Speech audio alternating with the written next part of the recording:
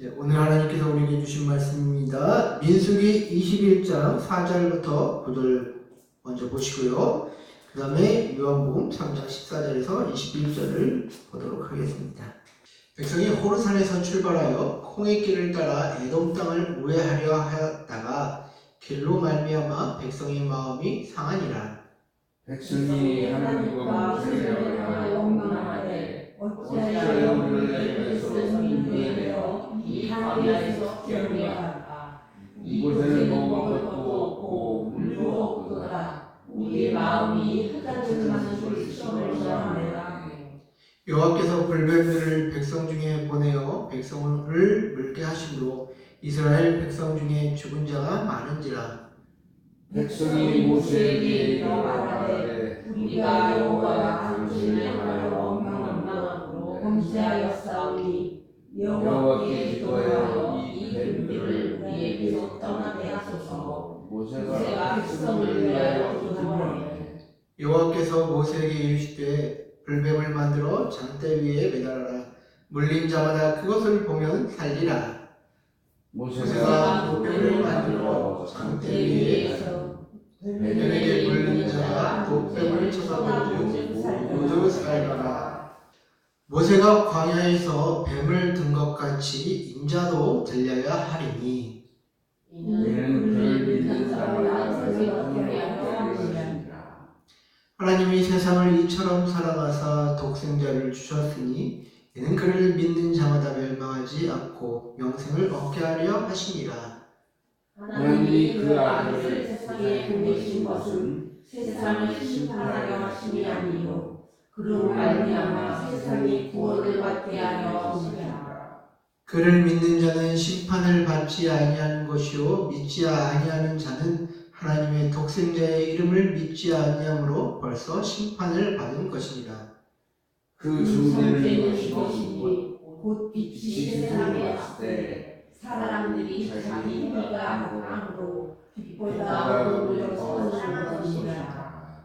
악을 행하는 자마다 빛을 미워하여 빛으로 오지 아니하나니 이는 그 행위가 드러날까 함이요 진리를 따르는 자는 빛으로 오나니 이는 그 행위가 하나님 안에서 행한 것임을 나타내려 하리라 하시니라. 아멘.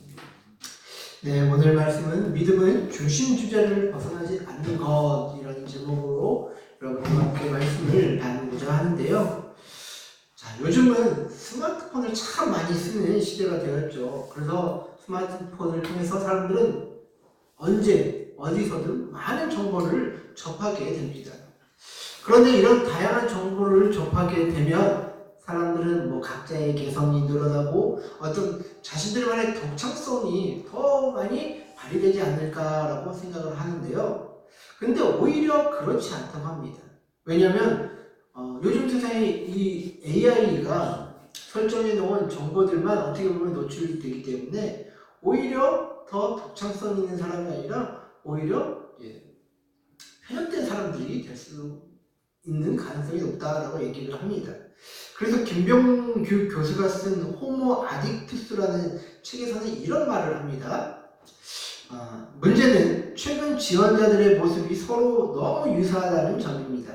삶의 경험도 비슷하고 알고 있는 지식은 물론 보유한 기술도 비슷합니다. 물론 사람들 대부분은 자기 자신이 매우 독특하고 독창적이라고 생각합니다. 하지만 현실은 자신이 독특하다고 생각하는 수없이 많은 유사한 사람 중에 한 명인 것이죠. 독창성의 가치는 계속 높아지지만 독창성을 갖추기는 점점 더 어려워지는 세상입니다. 이 중독경자 시대에 어떻게 하면 독창적인 사람이 될 수 있을까요? 방법은 다양할 것입니다. 그 답을 찾아내서 자신만의 오리지널리티를 갖추는 사람이 중독경제 시대를 이끄는 인재가 될 것입니다. 자, 이 책에서 이렇게 얘기를 하거든요. 자, 이 말이 무슨 말입니까? 자, 기업들은 다양한 관계 속에서 어떻게 보면 독창성 있는 인재를 찾습니다. 그런데 이제는 그러한 독창성 있는 사람을 찾을 수 없다는 푸념에서 나온 말이죠. 왜냐하면 인터넷의 그 알고리즘이 사람들을 모두 비슷한 사람들로 만들고 있기 때문입니다. 그러면서도 자신들은 남보다 더 많이 안다고 생각하고 특별한 존재로 착각하고 있는 현실을 이렇게 꼬집고 있는 것이죠. 근데요, 이런 문제는 종교 안에서도 발견됩니다. 자신들만이 특별한 하나님의 은혜를 받았다고 생각하고 또 자신들만이 하나님의 사람인 것처럼 여기는 그런 부류들이 있다는 것이죠. 꼭 자신들 교회 안에서만 구원이 있는 것처럼 말을 하기도 합니다. 그러면서 그 말이 전부 있는 것처럼 여기고 있는 것이죠. 여러분들 삶이란 다양한 상황이 있고 우리의 신앙도 어떻게 보면 복잡한 삶의 환경 가운데 형성이 되어갑니다. 신앙생활을 잘한다는 것은 저는 특정 가능한 것은 아니라고 생각이 듭니다. 그러나 무엇이 기반이 되어야 하는지는 분명히 말씀을 드릴 수가 있습니다. 그것은 예수 중심의 신앙이 기반이 되지 않고서는 아무것도 안 된다는 것이죠. 예수 믿는다는 것은 누군가가 간호해서 되는 것이 아니라 우리 예수님과 나와 1대1 관계 속에서 형성되는 것이기 때문입니다. 저는 요즘에 이제 글쓰기 연습을 좀 하고 있어요. 왜냐하면 이제 글을 쓰면서 어휘를 확장하고 또 표현을 좀 더 풍부하게 하고 싶은 그런 욕심이 있기 때문입니다. 그런데 이제 글을 쓴다는 게 정말 쉽지가 않더라고요. 자꾸 주제와 벗어나는 어떤 글을 쓸 때가 있습니다. 그래서 사람들은 참 저를 포함한 모든 사람은 자신이 어떻게 보면 합리적으로 생각하고 행동한다라고 착각을 하는 게 아닐까 싶습니다. 그러나 우리는 삶의 오류에 자주 빠지곤 하죠. 자신의 주요 목적을 자주 잊어버리면서 자신은 합리적이고 또 제대로 행동한다라고 생각합니다. 여러분 신앙생활도 마찬가지죠. 하나님 앞에서 잘 산다고 하지만 하나님의 기준이 아니라 내 생각, 내 방법, 내 기준을 내세워 잘 살아가고 있다라고 착각하고 있습니다. 그래서 우리는 믿음의 중심이 무엇인지 날마다 점검하며 돌아봐야 한다는 것이죠. 여러분들 오늘 본문에서 하나님이 예수님을 이 땅에 보내신 이유를 이야기하고 있습니다. 그것은 하나님이 이 세상을 사랑하셨기 때문이다 라고 합니다. 사랑하셨기 때문에 영원한 생명의 복을 베풀어 주시기 위한 그 길을 열어주셨는데 바로 예수님을 믿는 것만이 심판을 받지 않고 영원한 생명을 얻을 수 있다라는 그런 핵심으로 오늘 말씀을 요약을 할 수가 있을 것입니다. 그래서 여러분이 14절 15절을 보시면 예수님은 한 비유를 말씀해 주시는데요. 그것은 모세가 광야에서 뱀을 든 것 같이 예수님도 들려야 한다라는 그런 한 비유입니다. 그리고 그것을 믿는 자마다 영생을 얻게 될 것이다 라고 말씀을 하셨죠. 그래서 오늘 우리가 민수기 21장을 이렇게 함께 읽었는데요. 자, 민수기 21장 4절에서는 이스라엘 백성들이 가까운 길로 안 가고 에돔 땅으로 우회하는 것 때문에 마음이 상했다라고 얘기를 합니다. 자, 이 지도를 보시면 원래 가데스바네아라고 12번 보이시나 모르겠습니다. 거기서 이제 길갈, 여리고, 예루살렘 이쪽을 향하여 그냥 직진을 해서 가는 길이 있었어요.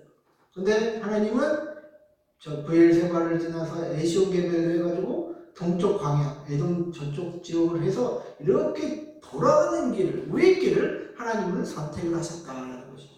그래서 저는 이제 이스라엘 백성들의 어떤 그런 짜증도 이해가 될 것 같아요.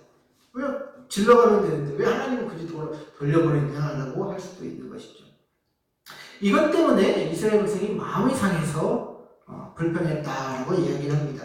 그래서 5절 말씀에 어떻게 얘기합니까? 백성이 하나님과 모세를 향하여 원망하되 어찌하여 우리를 애굽에서 인도해 내어 이 광야에서 죽게 하는가? 이곳에는 먹을 것도 없고 물도 없도다. 우리 마음이 이 하찮은 음식을 싫어하노라 하매. 자, 이렇게 백성들이 하나님 앞에 불평을 합니다. 그래서 이 불평의 결과로 하나님은 불뱀을 백성 중에 풀어놓으셨다라고 얘기를 합니다. 그리고 이 때문에 많은 이스라엘 백성들이 죽게 되었고 이 난리와 이 고통 때문에 이스라엘 백성들은 모세에게 기도해달라고 합니다.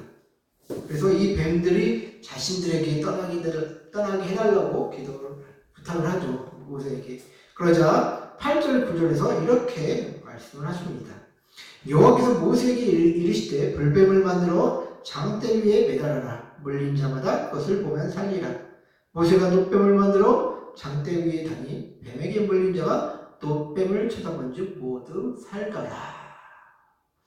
자, 근데 여러분들 이 말이 좀 이해가 되십니까? 뭔가 좀 이상한 느낌이 안 드십니까? 저는 이 말씀을 보면서 좀 이상하다는 느낀 게 뭐냐, 왜 하나님은 자신들을 물어서 죽인 이 불뱀들을 왜 매달아서 다시 보게 하심으로 회복하게 하시는 그 일을 하셨을까라는 것을 저는 이제 궁금해서 생각이 들더라고요.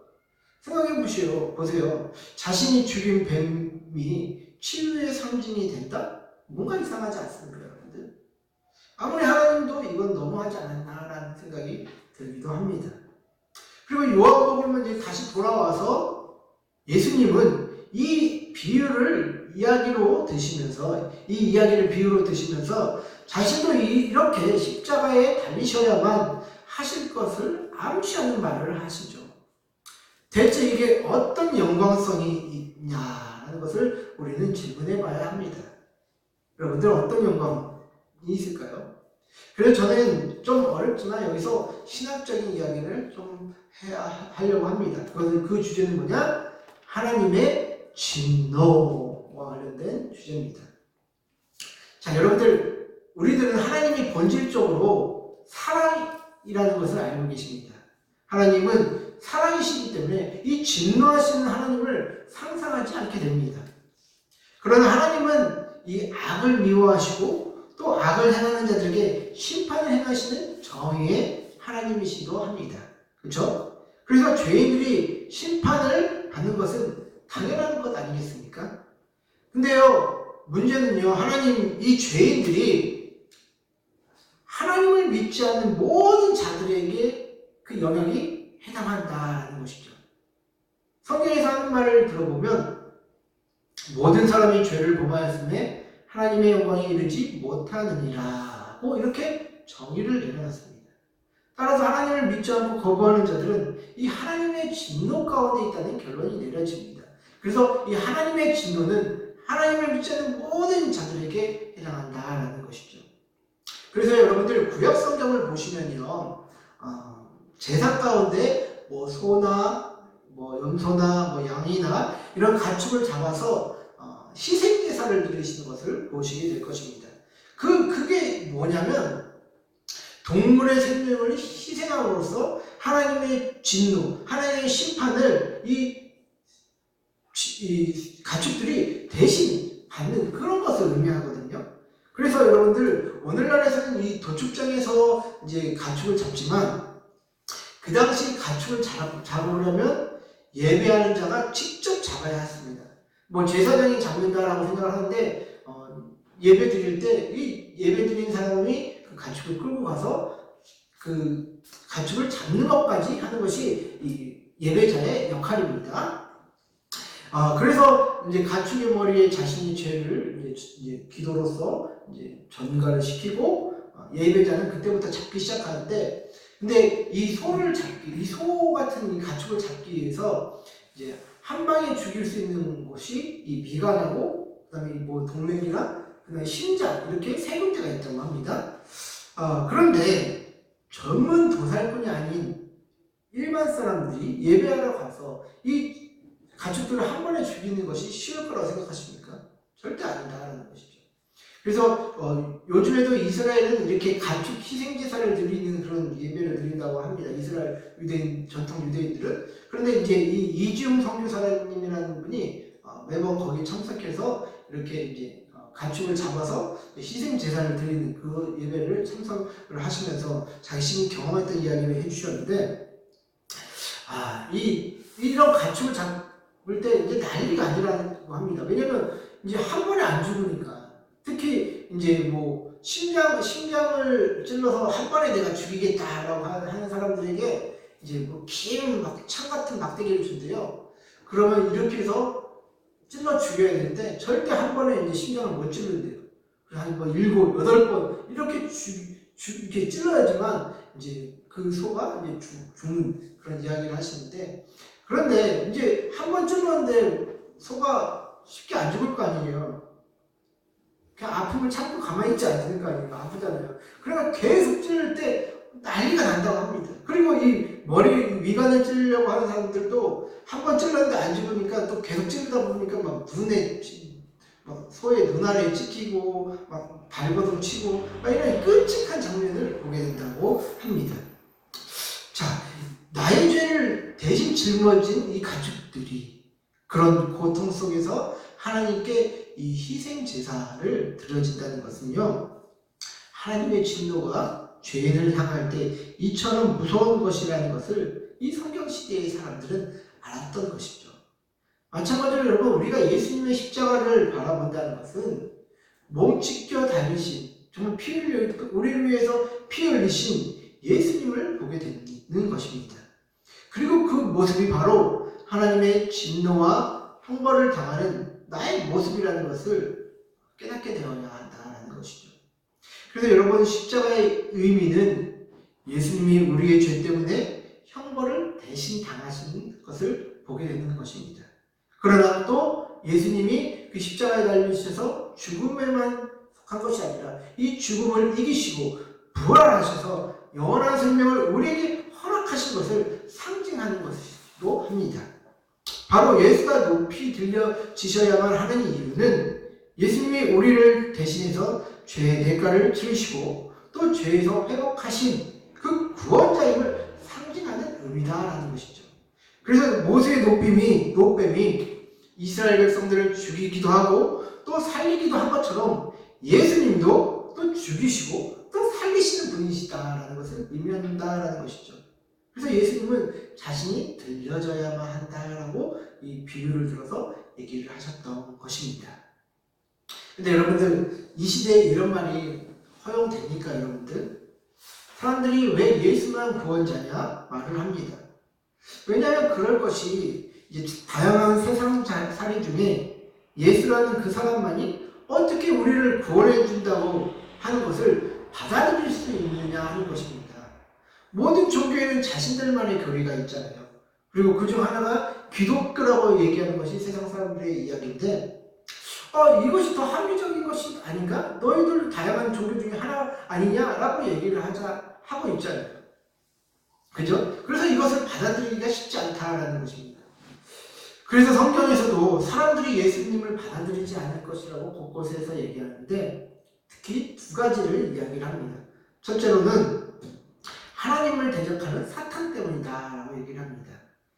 고린도후서 4장 3절과 4절 말씀에는 우리가 전하는 복음이 가리워졌다면 그것은 멸망하는 사람들에게 가리워진 것입니다. 이 세대의 신이 믿지 않는 사람들의 마음을 어둡게 하여 하나님의 형상이신 그리스도의 영광을 드러내는 복음의 빛을 보지 못하게 하였습니다. 자, 이 말씀을 보시면 이 시대의 신, 즉 사탄이라고 얘기를 하는 것인데요. 사탄이 믿지 않는 사람들의 마음을 빼앗아 복음의 빛, 예수님을 믿지 못하게 한다라는 것이 첫 번째 이유가 될 것이고요. 두 번째는 무엇이냐? 바로 인간들 스스로 자기 자신들의 고집 때문이다라고 얘기를 합니다.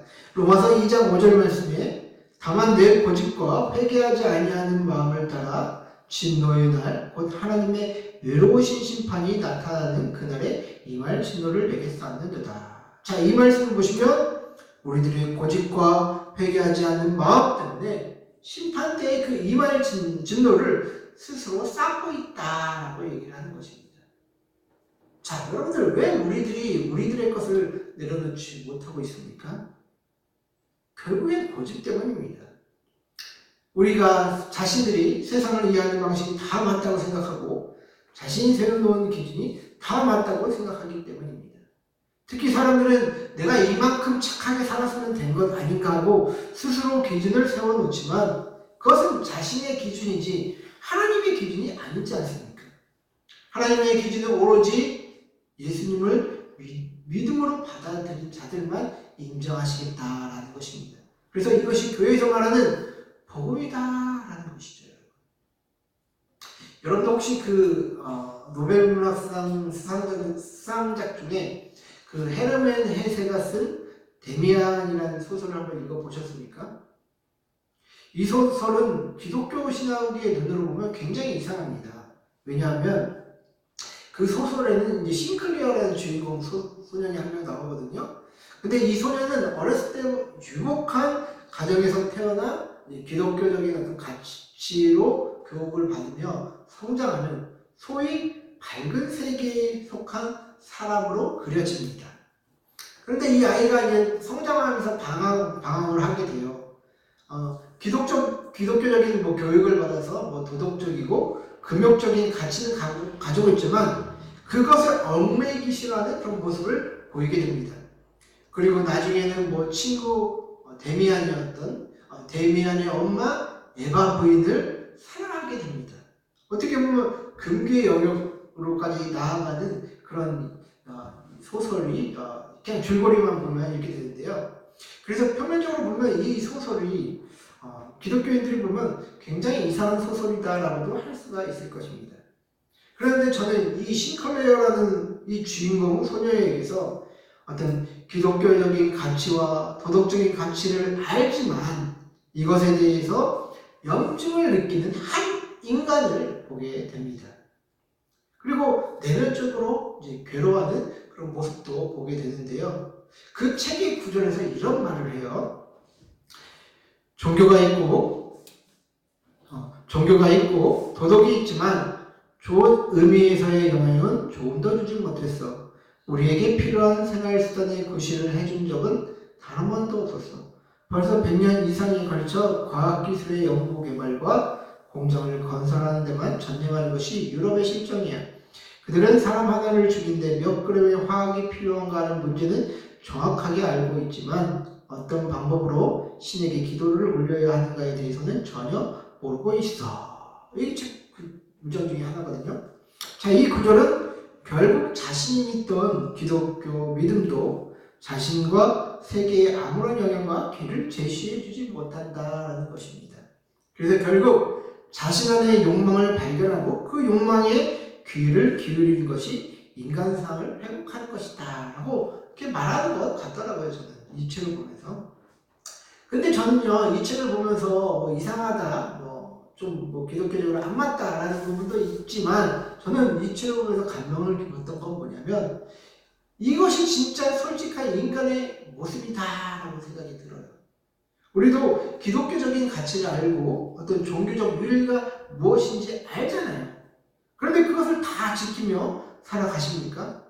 우리가 아까도 제가 이제 신명기 이제 그 공동체 성경 읽기 틀면서 생각했던 것이 하나님의 율법에 순종하는 자들에게 주시는 법과 또 율법에 순종하지 못하는 자들이 받을 그 저주에 대해서 그 신명기 28장에서 그대로 얘기하고 있잖아요. 근데 우리가 하나님의 그 율법을 다 지키면서 살아갈 수 있습니까? 도덕적이고 윤리적인 그 방법대로 어렵잖아요. 못 살잖아요, 솔직히. 사실 우리 안에도 남들에게 말 못하는 욕망은 꿈틀대고 있지만 그것을 드러내지 않고 살아가는 것이 우리 인간의 모습이지 않습니까?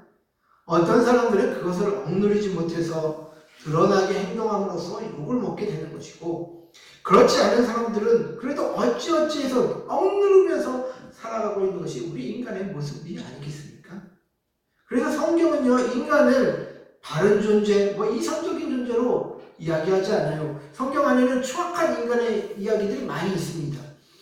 탐욕 부리는 인간, 음란하는 인간, 살인, 저주, 이기심, 배반 등의 이야기가 가득한 것이 성경의 이야기다라는 것이죠. 왜냐? 그것이 우리 인간의 모습이기 때문입니다. 예수님의 제자였던 베드로와 또 가룟 유다를 예로 한번 들어봅시다. 둘 다 예수님 배반했던 사람이에요. 그리고 둘 다 예수님한테 모욕적인 이야기까지 들었던 사람이에요. 베드로는 이 사탄아 물러가라 라고 그런 모욕적인 이야기도 들었고 가룟 유다는 차라리 태어나지 않았으면 좋았을 사람이라고 예수님은 이렇게 평가를 하셨습니다. 이렇게 두 사람은 예수님께 모욕적인 말도 들었고 배반도 둘 다 했었는데 한 사람은 교회의 기둥이 되고 한 사람은 왜 자살을 하는 그런 일들을 하게 되었을까요? 그것은 하나님께 자신이 있는 모습 그대로를 보여드리지 못했기 때문이다라고 생각이 듭니다. 베드로는 예수님을 배반했지만 죄책감에 하나님께 다시금 용서를 구하는 그런 시간을 가졌습니다. 그러나 가룟 유다는 예수님을 배반한 후 자신의 죄가 너무 크다는 것을 깨닫고 스스로 자살하는 선택을 하게 되는 것이죠. 자기 인생을 자기의 생각과 고집대로 할 수 있다는 생각 때문에 그런 것입니다. 그래서 이 두 사람의 케이스를 통해서 배울 수 있는 것은 신앙생활을 용서하시는 하나님의 기준을 따라 해야 된다는 것입니다. 자신이 아무리 정의로워도 도덕적 기준이 높아도 하나님이 인정하시지 않으면 안 된다라는 것이죠.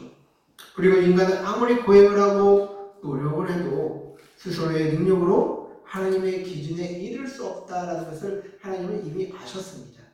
그래서 그의 아들 예수를 이 땅 가운데 보내셔서 인간이 저지른 죄의 대가를 예수님께서 대신 치르게 하셨다는 것이죠. 결국 구원이란 여러분, 우리가 벗어나지 못하는 이 삶의 굴레를 벗어나게 해주는 것 아니겠습니까? 여러분들도 모두 삶의 염려와 근심, 또 욕망하는 것을 이루지 못하는 것 때문에 일어나는 마음속의 분노, 또 절차하지 못하는 자신을 날마다 보지 않습니까? 그래서 내 자신은 이 삶의 굴레를 벗어날 수 없다는 것을 여러분들 스스로도 알고 있지 않으십니까? 그래서 하나님은 우리에게 그의 아들 예수님을 보내주신 것입니다. 하나님은 우리 안에 어떻게 보면 선택권을 주셨던 것입니다. 예수를 믿고 빛의 자녀로 살아갈 것인지, 그렇지 않으면 어둠의 자녀로 숨기며 살아가게 될 것입니다. 하나님은 이 선택을 우리에게 주신 것입니다. 저는 이제 학부 졸업하고 이제 신대원에서 공부를 할 때, 신학대학원에서 공부할 때까지 예수 중심의 신앙생활이 뭔지 잘 몰랐어요. 잘 그 개념을 못 잡았던 것 같아요. 왜냐하면 뭐든지 열심히 하면 되는 줄 알았거든요. 열심히 하면 하나님이 사랑하시는 줄 알았거든요.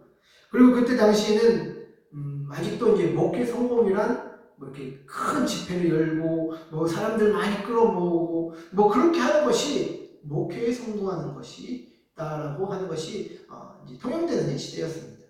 그래서 목회라는 것은 그냥 기도 많이 하고 뭐 열심히 하면 되는 것인지 아는 것이 전부였다라는 것이죠. 그런데 이제 시간이 갈수록 제가 성경을 보면서 나의 신앙이 이 성경과는 정반대로 간다는 것을 깨닫게 되었습니다. 그래서 삶이 괴로웠어요.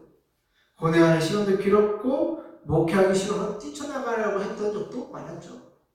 그런데 어느 순간부터 내가 뭐 거룩하고 깨끗해서 주의 종이 된 것이 아니라 연약한 사람 중에 한 명이고 내 죄 가운데 살아가는 사람 중에 한 명이구나 라는 것을 깨닫게 되면서 그때부터 마음의 짐이 벗어지기 시작되더라고요. 그리고 하나님 앞에 내 죄된 마음을 솔직하게 인정하고 회개하는 삶을 시작하니까 이 마음의 고뇌와 죄의 짐이 덜어지더라고요. 그때부터 내 마음속에 깊이 뿌리 박힌 뭐 교만, 음란, 뭐 욕심, 혈기 이런 것들이 이제 보이게 되고 또 보이게 될 때 회개하고 하면서 이것이 사그라들고 또 다시 드러나고 이런 것이 반복되더라고요. 그리고 어느 순간부터 이런 마음속에 일어나는 육신의 욕망들이 잦아지는 것을 느끼게 됩니다. 물론 지금도 순간순간 뭐 혈기 날 때도 있고 뭐 음란한 마음이 올라올 때도 있죠. 그러나 예전처럼 그 감정에 휩쓸려서 뭐 살지 않게 되었다라는 것이죠. 그리고 그 비밀은 바로 우리가 예수님을 전적으로 의지할 때 감당할 수 있다는 것을 저는 깨닫게 되었습니다. 그래서 저는 여러분들에게 이것을 말씀드리고 싶은 거예요. 빛 가운데 산다는 것은 흠결없는 그런 삶이 아니라 자신의 연약함을 드러내고 하나님께 도움을 구하는 그런 신앙이다라는 것이죠. 반면에 어둠 가운데 산다는 것은 자신의 연약함을 스스로 어떻게 해보려고 그래서 감추면서 자신의 힘으로 살아가려는 그런 모습이 어둠 가운데 사는 것이다 라고 말씀드린다고 싶은 것입니다. 하나님이 우리에게 허락하신 독생자 예수님은요 그냥 사대 성인 중 한 분이 아니십니다. 그분은 우리를 이 죄된 삶의 굴레에서 벗어날 수 있도록 죄의 문제를 해결하시는 분입니다. 그래서 예수님은 우리 신앙의 중심 주제요 핵심이다라는 것입니다. 다른 것은 다 놓쳐도 이것을 놓치면 우리의 신앙은 끝이다라는 것이죠. 그래서 우리의 신앙은 예수님 없으면 아무것도 아닌 것입니다. 목회자들이, 성도들이 문제를 일으키는 것은 바로 믿음의 중심 주제인 예수 그리스도가 그들의 중심에 없기 때문입니다. 말로만 예수님 전한다고 되는 것이 아니죠.